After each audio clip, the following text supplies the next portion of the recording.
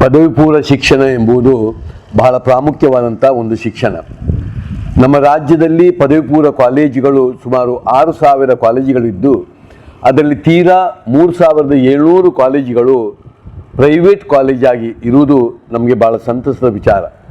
ಬಹಳಷ್ಟು ಕೆಲಸವನ್ನು ಪ್ರೈವೇಟ್ ಕಾಲೇಜುಗಳ ಮುಖಾಂತರ ನಮ್ಮ ರಾಜ್ಯದಲ್ಲಿ ಪದವಿ ಪೂರ್ವ ಕಾಲೇಜುಗಳಲ್ಲಿ ನಾವೆಲ್ಲ ಸೇರಿ ಮಾಡಿದ್ದೆವು.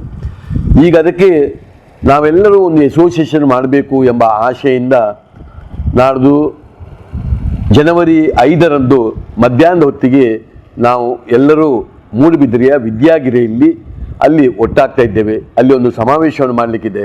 ಸಮಾವೇಶವನ್ನು ಮಾಡಿಕೊಂಡು ನಮ್ಮ ಇಡೀ ಒಂದು ಕಾರ್ಯರೂಪವನ್ನು ಆ ದಿವಸ ಮಾಡಲಿಕ್ಕಿದ್ದೇವೆ. ಆದ್ದರಿಂದ ತಾವೆಲ್ಲರೂ ಆ ದಿವಸ ಬರಬೇಕು, ಬಂದು ಇದರಲ್ಲಿ ಭಾಗವಹಿಸಬೇಕು. ನಮ್ಮ 34 ಜಿಲ್ಲೆಗಳಲ್ಲೂ ಇದ್ದುಕೊಂಡು ನಮ್ಮ ಕಮಿಟಿ ಆಗಬೇಕು ಎಂಬುದೇ ನಮ್ಮ ಆಶೆ.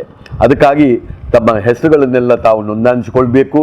ನಾವು ಇಲ್ಲಿ ಉಚಿತವಾಗಿ ಉಳ್ಕೊಳ್ಳುವಂಥ ವ್ಯವಸ್ಥೆ ಮತ್ತು ಊಟೋಪಚಾರದ ವ್ಯವಸ್ಥೆಯನ್ನು ನಾವು ಮಾಡಲಿಕ್ಕಿದ್ದೇವೆ. ಅದಕ್ಕಾಗಿ ತಮ್ಮ ಹೆಸರನ್ನು ನಮಗೆಲ್ಲ ತಾವುಗಳು ಮೊದಲೇ ಪೂರ್ವ ನಿಯೋಜಿತವಾಗಿ ನೋಂದಾಯಿಸಿಕೊಳ್ಬೇಕು.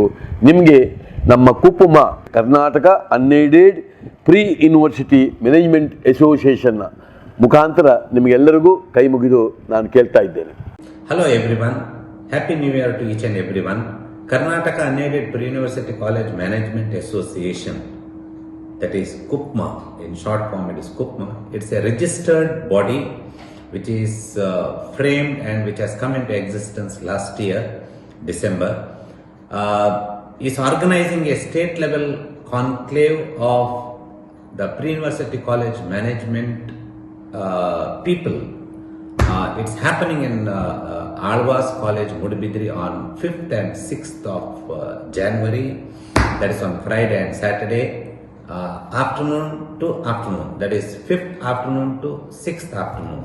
And there are lots of panel discussions and lot of common problems which will be discussed. And this is a forum to uplift the level of education in the pre-university level, as well as to address the common problems and fight out the problems created by somebody else on us.